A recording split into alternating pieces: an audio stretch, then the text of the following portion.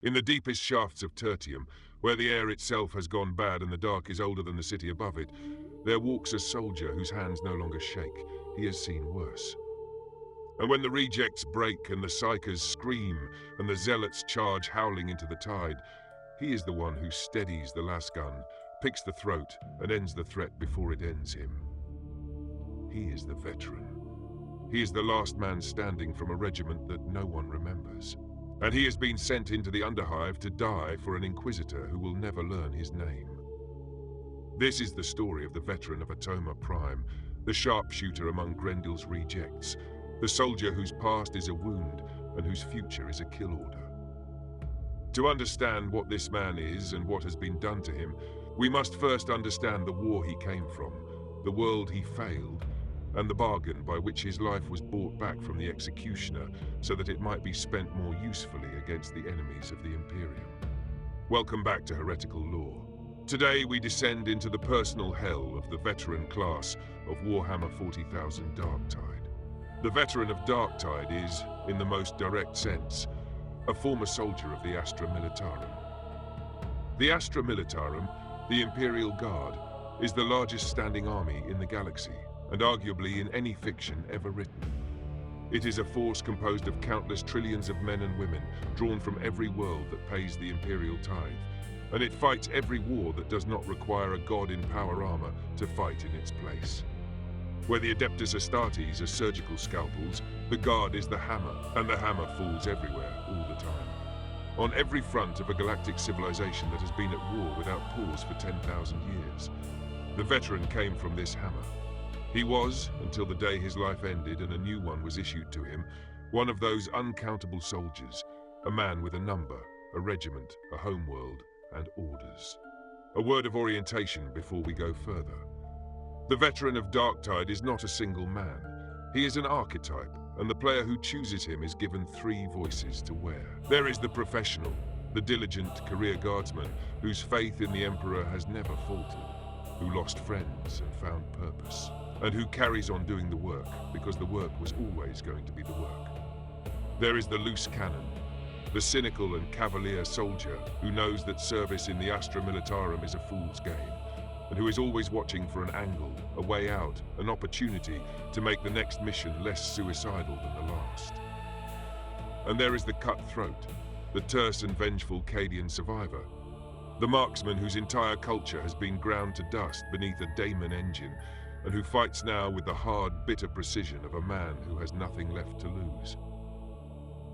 Each of these voices is a complete portrait of a soldier broken in a different way.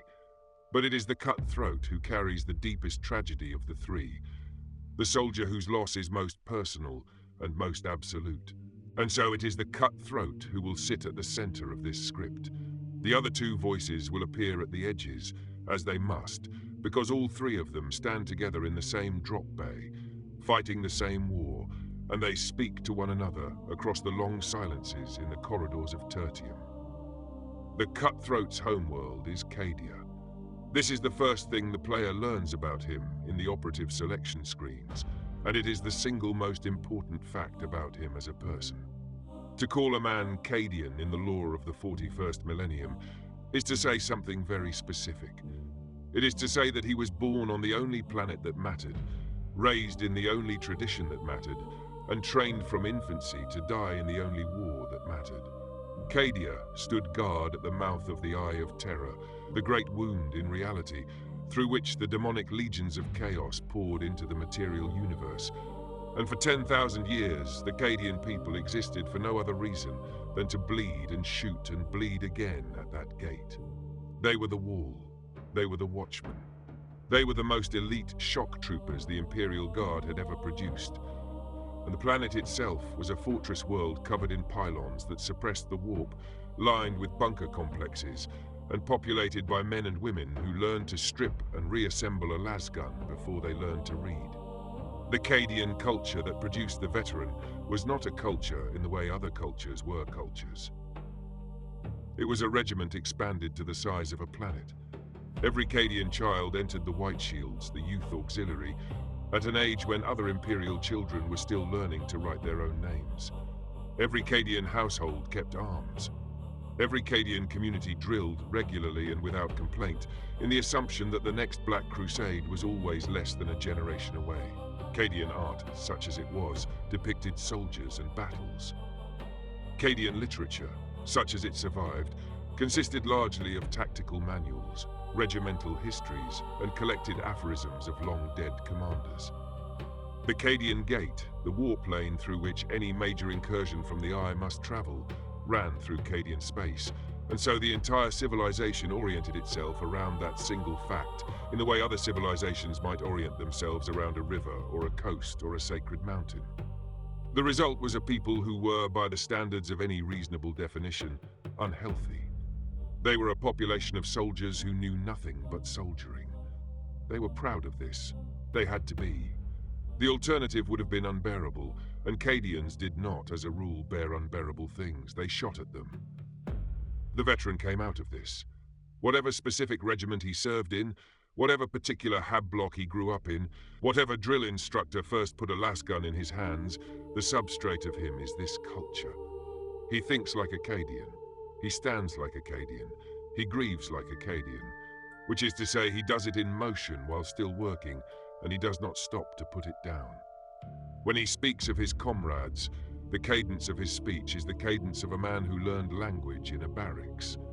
When he gives orders to the squad, the orders are clipped and economical, because Cadian fire teams operated under the constant assumption that the next sentence might be cut short by a round through the throat. He is not performing any of this. He cannot perform it. It is the only way he knows how to be. And then Cadia fell. The 13th Black Crusade, launched by Abaddon the Despoiler in the closing years of the 41st millennium, broke through the Cadian Gate after centuries of probing assaults. Abaddon, with the aid of the Blackstone fortresses and a deliberate sabotage of the warp pylons that had stabilized the system for 10 millennia, drove a daemon engine of monstrous size into the planet itself.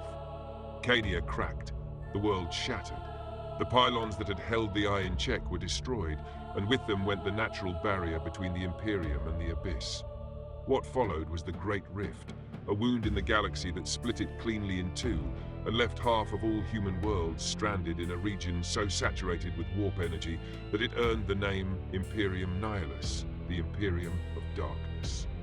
The Cadian regiments that survived the breaking of their world became refugees and ghosts. Some were folded into Astra Militarum forces still fighting in the Segmentum Obscurus. Others were redeployed wherever the Imperium needed shock troopers who had nothing left to lose. A great many simply vanished, scattered across the galaxy in transports that never arrived or pulled into actions from which no one returned. The Cadian identity, the regimental pride that had sustained those soldiers for generations, was now the pride of orphans. They were the men and women of a planet that no longer existed. They had failed in the one duty their entire culture was built around. And they carried this failure with them into every battlefield that followed, because there was nowhere to put it down. This is the soldier the player inherits when they choose the veteran and pick the cutthroat voice. The shouts and growls of the operative in combat, the muttered prayers and the sharp commands, the way he calls out targets with the cold professionalism of a man who has done this for so long that nothing about it surprises him anymore, all of it is rooted in this. He is Cadian. He is the last of something. And the only reason he is still alive is that someone in the Inquisition decided his death would be more useful later than now. The hive city of Tertium sits on Atoma Prime, a world that, like so many in the Imperium, exists primarily to feed and fuel and forge for greater concerns elsewhere. Atoma is a planet whose surface has been built over and built over again, until what passes for ground is in fact the roof of an older city that itself is the roof of an older city beneath. Tertium is one of its great hives, a vertical mountain of habitation stacked into the sky, and within that mountain a heresy has begun to spread. The cult of admonition, a Nurglite cell that has been growing in the under-hive for far longer than anyone in the Imperium realized, has unleashed the walking pox upon the lower levels and called for the regiment that the people of Atoma have always considered their saviors. The Mobian 6th, the most decorated and beloved of all the Astra Militarum regiments raised on Atoma, is recalled from the Fringe War to put down the uprising. The 6th arrives, the 6th deploys, and the 6th, which has been corrupted in its own right during a brutal campaign on the world of Nox Alpha, reveals itself as a traitor regiment and joins the cult it was sent to destroy. Civilians vanish, soldiers defect, strange chants echo from the lower decks, and the Inquisition, in the person of Inquisitor Grendyl, has decided that Tertium must be saved, or failing that, must be cleansed. To do this, Grendyl needs operatives. He needs them quickly, he needs them expendable, and he needs them, above all, deniable.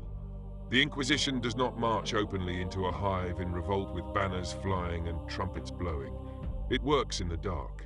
It uses the dispossessed, the condemned, the criminal, and the broken, and it spends them like ammunition until the job is done. The roster of agents that Grendyl assembles for the defense of Tertium is therefore not a noble company of heroes. It is a holding cell with weapons. It is a list of names that could disappear without anyone of importance asking after them. The Imperium calls these names the re-jects, and among them is the Veteran. We do not know, in the strictest sense, what the Veteran did to land in that holding cell. The game is deliberately ambiguous about the specific charge. What we know is structural rather than particular. We know that he was a soldier of the Imperial Guard, that he had served for years, that he was good at his work, and that something happened, something serious enough to put him in chains and on a transport bound for execution. The flavor of his dialogue, the things he says and the things he does not, suggest a man who has lost too many comrades, followed too many bad orders, and at some point either disobeyed one or obeyed one too well. He is not a coward. The other rejects, the Zealots and the Ogryns and the Psykers, do not respect cowards, and they respect him. He is not a deserter in the simple sense, because deserters do not carry themselves with the bearing he carries. He is something more specific and more interesting.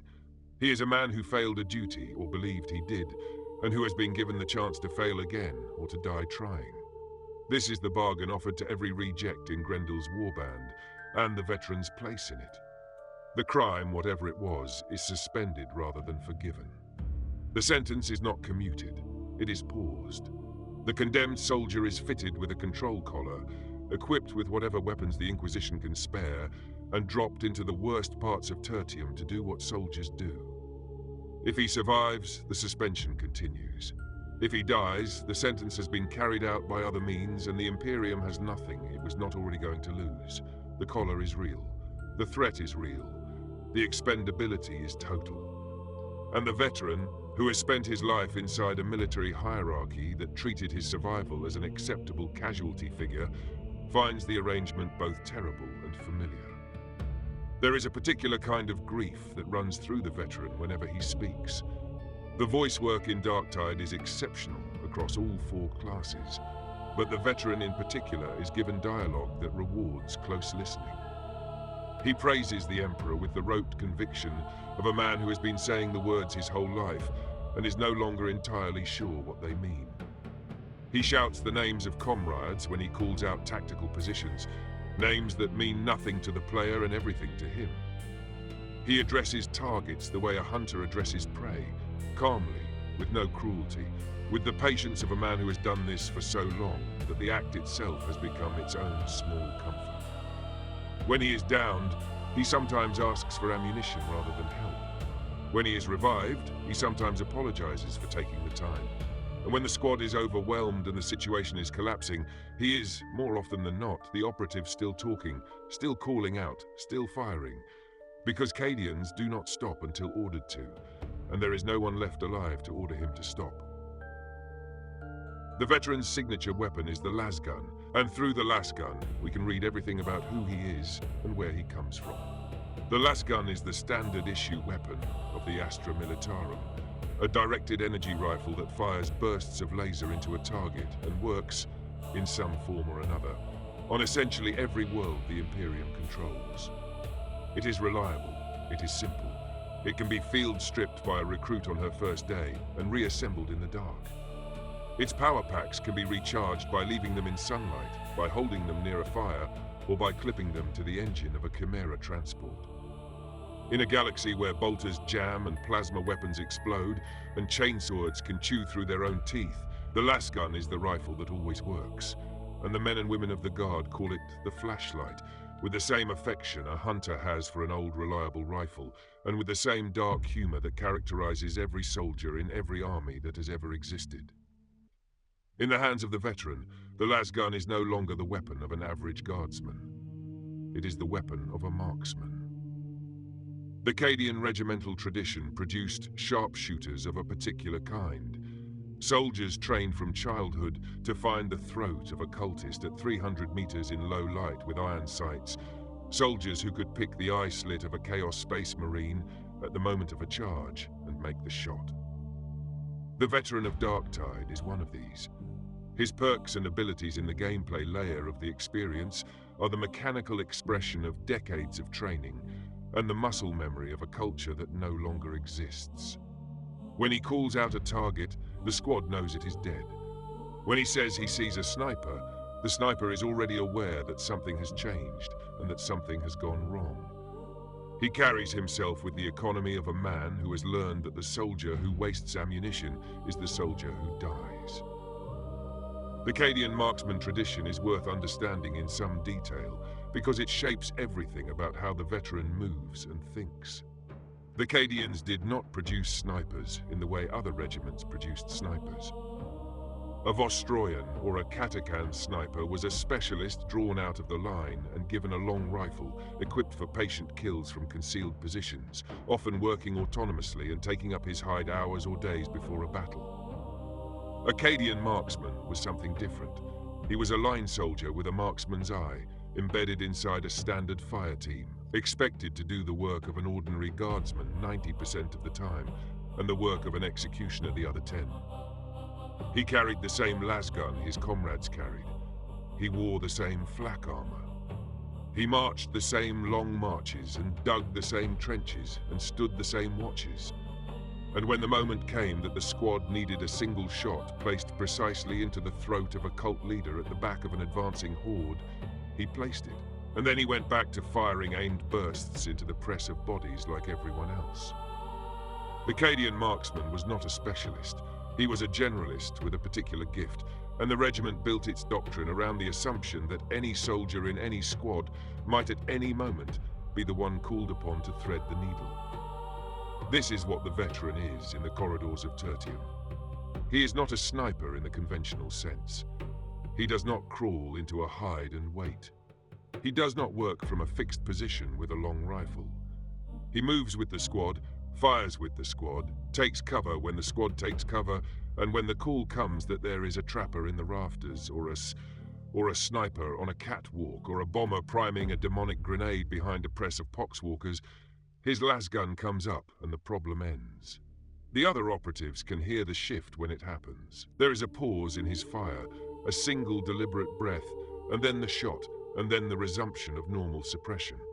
It is the rhythm of a man who learned his craft in the long reactive engagements of the Cadian Gate, where the line never broke and the soldiers never disengaged, but the marksmen still had to do their work in the middle of everything else. The lasgun in his hands is also, mechanically, a more sophisticated instrument than the standard issue weapon. The veteran knows the variants. He knows the difference between the Cantrail pattern and the Lucius pattern, and the Akatran pattern. He knows which power packs run hot and which run cold, and which can be safely overcharged for a long shot at the cost of half the magazine. He knows the small ritual adjustments that turn a service rifle into a marksman's tool, the slight tightening of the focusing array, the careful seating of the power coupling, the cleaning of the optical lens with a cloth older than the recruit who carries it. These are not skills the Imperium teaches in any formal manual. They are skills a Cadian sergeant taught a Cadian recruit, who taught the next recruit, who taught the next. And the chain is now broken because Cadia is broken, and the veteran is one of the last men who carries the chain forward in his hands. But the lasgun is not the only weapon he is trained to use. The veteran, like all of Grendyl's re-jects, has access to a wider armory, and the way he handles each weapon tells you something about the depth of his service. He uses autoguns with the slightly disdainful familiarity of a man who has been issued worse weapons in worse times. He handles bolters with the careful respect of a soldier who knows what these weapons are usually issued to, and who he is borrowing the privilege from. He fires plasma weapons with the slow, almost ceremonial caution of a guardsman who has seen what happens when a plasma gun overheats in a friend's hands. The veteran is, in short, a working soldier. He does not have the religious fanaticism of the zealot, or the warped dread of the psyker, or the brute joy of the ogrin. He has competence. He has the long, weary, professional competence of a man who learned his trade at the bleeding edge of the Imperium's longest war, and who has been issued nothing in the under-hive that he has not already used, in worse circumstances, somewhere else. The veteran's combat abilities, considered as elements of his personal narrative rather than as mechanics, all express this. His ability to mark targets and call them out for the squad is the doctrine of Cadian fire teams transposed into the under-hive. Cadian regiments fought in disciplined cells of 3 to 5 soldiers, with one designated marksman who would identify priority targets and direct the team's fire. The veteran does this instinctively because he has done it for 30 years, and because the alternative, in his experience, is everyone dying. His ability to focus fire and reload at speed is the muscle memory of a soldier who learned to swap power packs while moving and while being shot at. His resistance to suppression and his ability to keep fighting through wounds that would break other operatives is the result of a culture that taught its children that pain was information and that fear was an order to be ignored. The other operatives notice this. The zealot, who treats every fight as a sacrament, sometimes sounds genuinely impressed by the veteran's calm. The ogrin, who is large and simple and loyal to anyone who treats him like a person, calls the veteran by his proper title and means it. The psyker, who has reasons of her own to hate the Imperial Guard, is wary of him in a way she is wary of no one else, because she recognizes in him a man who has spent his career hunting people like her on more battlefields than she would like to count. And in the banter between operatives, in the small exchanges between drops and the muttered comments during firefights, you can hear the slow construction of something that, if these were free people in a free galaxy, might one day have become a friendship. Here in the holding cells of the Morning Star, it is something more provisional. It is a working trust. It is the recognition between professionals that while the collars are on and the Inquisitor is watching, they will fight together because the alternative is to fight and die alone. What is striking about the veteran in these exchanges is how rarely he initiates them. He is not a talker. He answers when spoken to, and he calls out information when the squad needs it, but he does not volunteer his history and he does not ask after anyone else's. The other operatives carry their pasts more visibly. The zealot will preach unprompted. The ogrin will reminisce about his Bonede and his old labor gang. The psyker will, in moments of stress, give voice to fears that she has clearly been carrying for years. The veteran is silent on his own life in a way that is almost professional. He has been trained, somewhere along the way, to keep what he has seen to himself, because Cadian regiments did not have time for the long unpacking of grief, and because the Inquisition, in his more recent experience, is not a body to which one volunteers personal information. When he does speak of the past, it is usually in the form of a tactical observation, a remark that this corridor reminds him of one in another hive on another world, a comment that the cult's deployment is sloppier than the renegades he fought in some battle the squad has never heard of. The history is there. It is simply being used, the way everything else he has is being used, as a working tool. The veteran's relationship to the Emperor is the most complicated relationship he has. The Emperor of mankind is the central figure of the Imperial faith, a being who has sat on the Golden Throne in holy terror for 10,000 years, kept alive by ancient machines and the daily sacrifice of 1,000 psykers, broadcasting the Astronomicon that lights the warp and allows interstellar travel. To the Imperium, he is a god. To Cadia, he was the figure on whose service the entire planet's existence was justified. Cadians did not love the Emperor as the zealots of other worlds love him. They served him with the exhausted professional devotion of soldiers serving a sovereign whose realm they have personally bled for. When Akkadian said, "For Cadia and the Emperor," the order of those words was deliberate. The world came first. The duty was concrete. The god was the reason given for the duty. And most Cadians believed in him in the way most soldiers believe in the cause they are dying for, which is to say, they believed in him enough to keep firing. But Cadia fell, and the Emperor did not save her. The pylons broke, and the Daemon engine drove into the planet, and the world cracked open, and the figure on the golden throne did nothing the Cadians could see. To a soldier of any other regiment, this might have produced doubt. To a Cadian, it produced something stranger. Many Cadians, after the fall, doubled down on their faith with the desperate certainty of mourners, because to admit that the Emperor had failed them would be to admit that the entire purpose of their existence had been a lie, and they could not bear the weight of that admission. Others went the other way and lost their faith entirely, and these are the Cadians who became renegades, deserters, and traitors, the ones who could not hold the contradiction together and who broke under it. The Veteran of Darktide is somewhere in the middle of this spectrum, and his position on it shifts depending on the day. He praises the Emperor in combat with the conviction of a man who needs the prayer to work. He invokes him by name when he kills cultists, because killing cultists is the closest thing to a sacrament he knows.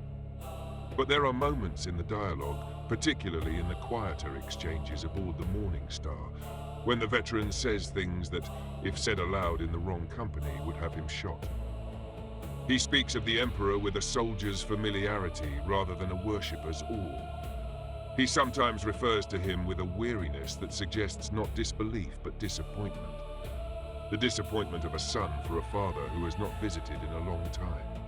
He has not lost his faith, but his faith is the faith of a man who has been asked to give too much to it, and who has begun, in the small hours when the last gun is being cleaned and the others are asleep, to wonder what it has given him in return. This is what makes the veteran a tragic figure, rather than simply a heroic one. He is not broken in the way the zealot is broken, where the breaking has been alchemized into a violent religious certainty. He is not broken in the way the psyker is broken, where the breaking is a wound that bleeds into the warp. He is broken in the most ordinary way a soldier can be broken, which is to say, he is tired. He has done this for too long. He has lost too many people.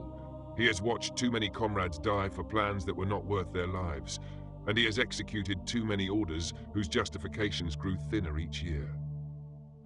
And now at the end of his career, after his world has fallen, and his regiment has scattered, and his name has been put on a list for execution, he has been handed a lasgun and dropped into a hive city that is being eaten alive by the very enemy his entire life was supposed to be the wall against. He does the work anyway. This is the thing about the veteran, that the player begins to understand only after many drops, only after hearing the same dialogue in different combinations in different fights. He does the work anyway. Not because he believes the Inquisitor will free him, not because he believes Tertium can be saved, not because he expects to live. He does the work because the work is the only thing he has left, and because somewhere in the back of his mind there is still a drill instructor on Cadia telling a young recruit that the soldier who stops shooting is the soldier who has decided to die, and the veteran has not yet decided to die. The Inquisitor knows this about him. Grendyl, who appears to the operatives only as a hololithic transmission whose face and voice shift with each viewing, is an agent of the Ordo Hereticus, and his use of the re-jects is calculated rather than cruel. He picks his operatives carefully. He wants people who will fight without quitting, and he has identified the veteran as one of the most reliable of these. He also recognizes, with the long view that Inquisitors cultivate, that Akkadian Sharpshooter on a stealth deployment in a corrupted hive is precisely the right tool for the job he has, and that the veteran's grief and his exhaustion and his refusal to stop firing are not weaknesses he is exploiting, but assets he is leveraging.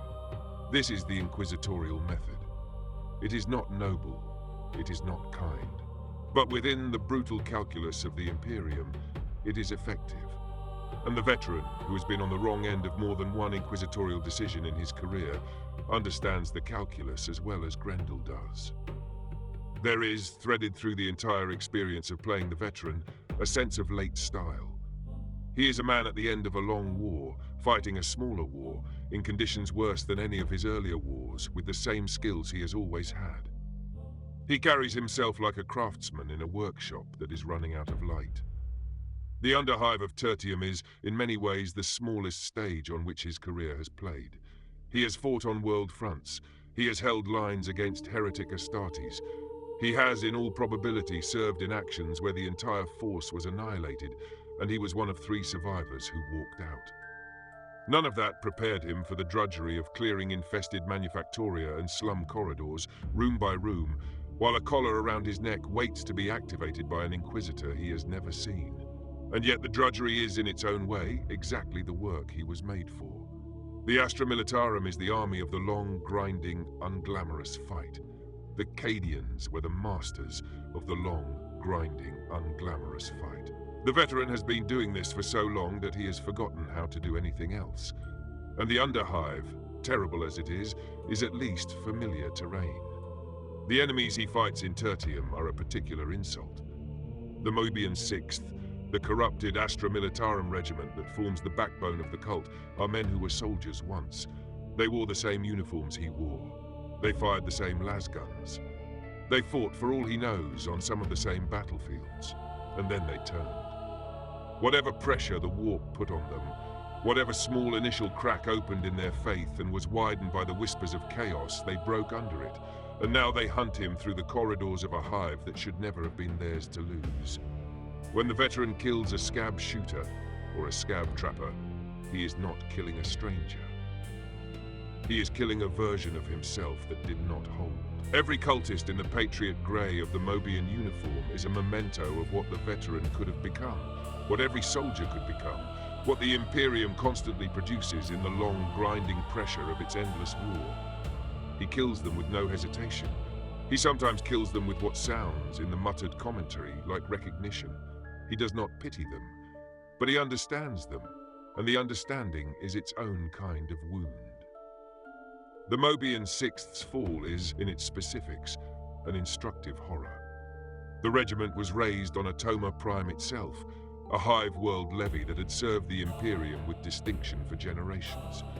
Its veterans were heroes on Atoma. Children played in the streets, imitating their drills. Grand parades were held for them in the thrown-aside district of Tertium when they marched out to the front. When the 6th marched out to the Fringe War to fight on the world of Nox Alpha, the people of Atoma cheered them and prayed for their return.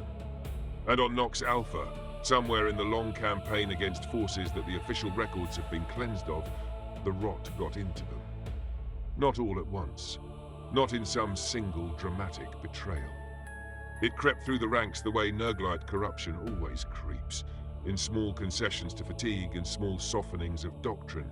In the moment a sergeant did not report a soldier's strange new fever, in the moment a chaplain did not catch the wrong words in a barracks prayer. By the time the regiment was recalled to Atoma to put down the cult of admonition, the regiment was the thing it had been sent to destroy, and the people who cheered them home were cheering their executioners. The veteran knows this story without being told it. He has seen it before. Cadian soldiers serving in long campaigns watched other regiments break in this way more than once. And the Cadian doctrine on the matter was unsentimental. A regiment that had spent too long in a corrupted war zone was a regiment to be watched. A regiment that returned from the Eye of Terror with too few questions about its experiences was a regiment that needed an inquisitorial audit before redeployment. The Cadians were not paranoid. They had simply seen what the alternative looked like. And they had built a culture around the assumption that the corruption could happen to anyone, including themselves, and that the only defense was vigilance applied without exception and without sentiment. When the veteran fires on a Mobian 6th shooter wearing the unit insignia of a regiment that was, until recently, a celebrated Imperial formation, he does so without surprise. The surprise for him would be a regiment that had not fallen. There is a particular dialogue beat the cutthroat sometimes delivers when killing a scab captain or a twin, the elite enemies of the Mobian command structure.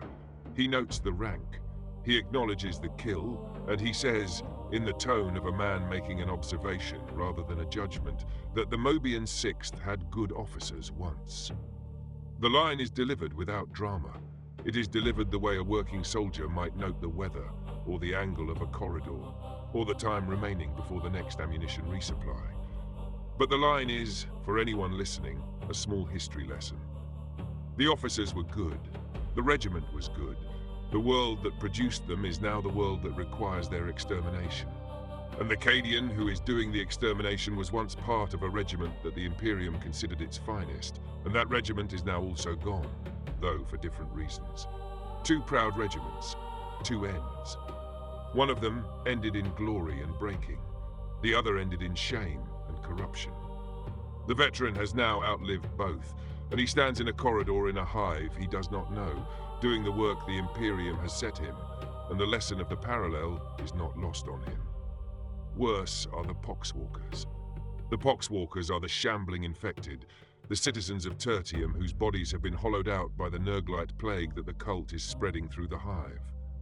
They were workers, families, children, Hablock residents, the same kind of people the Astra Militarum is sworn to defend. They are not, strictly speaking, alive anymore. They are not, strictly speaking, dead. They are the loose ends of the Imperial promise, the protected populace that was not protected, and they come at the operatives in tides because Nurgle's plagues do everything in tides. The veteran kills them too. He kills them with the lasgun set to short bursts, with the precision of a man saving ammunition. And if there is a particular wariness in his voice when he calls out a poxwalker horde, it is because he knows what these creatures used to be, and he knows what the Imperium failed to do for them. And he knows that the chain of failures that led to this hallway full of shambling plague victims is a chain in which his own organization has more than one link. Above the cultists and the poxwalkers are the specialists, the elite enemies that the tide produces to break a squad's formation. The mutants are flesh sculpted by the warp into something larger and meaner than a human. The bombers throw demonic grenades that fill corridors with fire. The snipers, the marksmen of the cult, are the veteran's mirror, and he hates them more than he hates anything else in the hive. When a sniper laser dot crosses a wall in the under-hive, the veteran is the operative who calls it first, because he knows the trade. He knows where a sniper sets up. He knows the angles a sniper looks for. He knows in his bones what it is like to be the man with the rifle on the high ground waiting for a target, and he knows that the cultists who do this work are doing it with skills they learned in the same Imperial training schools he learned his in. The duel between the veteran and a Mobian sniper is not just a mechanical encounter. It is the meeting of two soldiers from the same tradition, one of whom held and one of whom did not.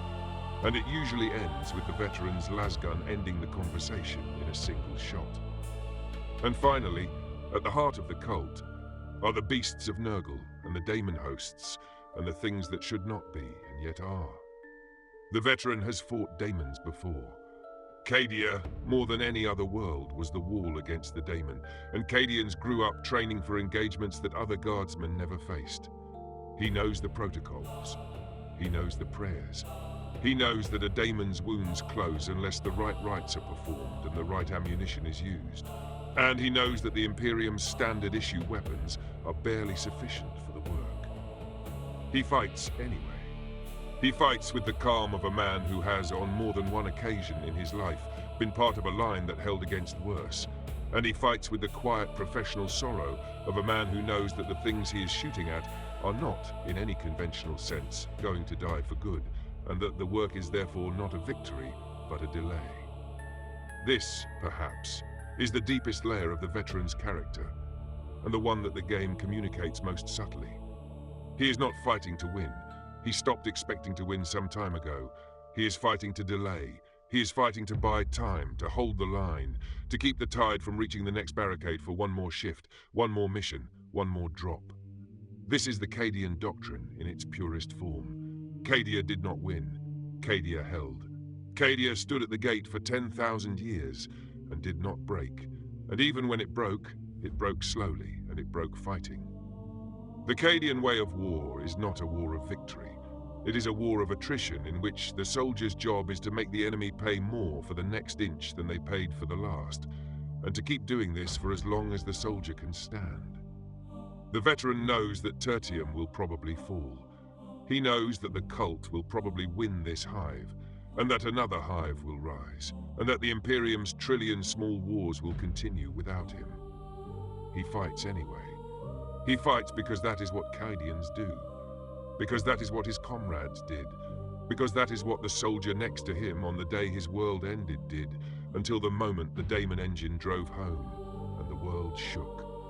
There is a moment in the long arc of playing the veteran across many missions, when the player begins to understand something about him that is not stated in any single line of dialogue, but is built up across hundreds of small ones. The veteran is, in his way, already at peace. Not the peace of the resolved or the redeemed, but the peace of a man who has decided. He has decided to keep fighting. He has decided that the last gun in his hands is the answer to the questions he has stopped asking. He has decided that whatever is left of his life is going to be spent in the service of the same trade he has practiced since he was a boy, and that this is, finally, a sufficient answer. The collar around his neck, the Inquisitor on the comms, the holding cell on the Morning Star, none of these things change the fundamental fact, which is that he is a soldier, and the work is in front of him, and the work is something he knows how to do. When the squad returns from a mission, the veteran goes back to his bunk. He cleans his lasgun. He runs the rod through the focusing chamber and checks the power pack contacts and listens to the small ritual sounds of a weapon being maintained. Sounds he has heard for as long as he can remember.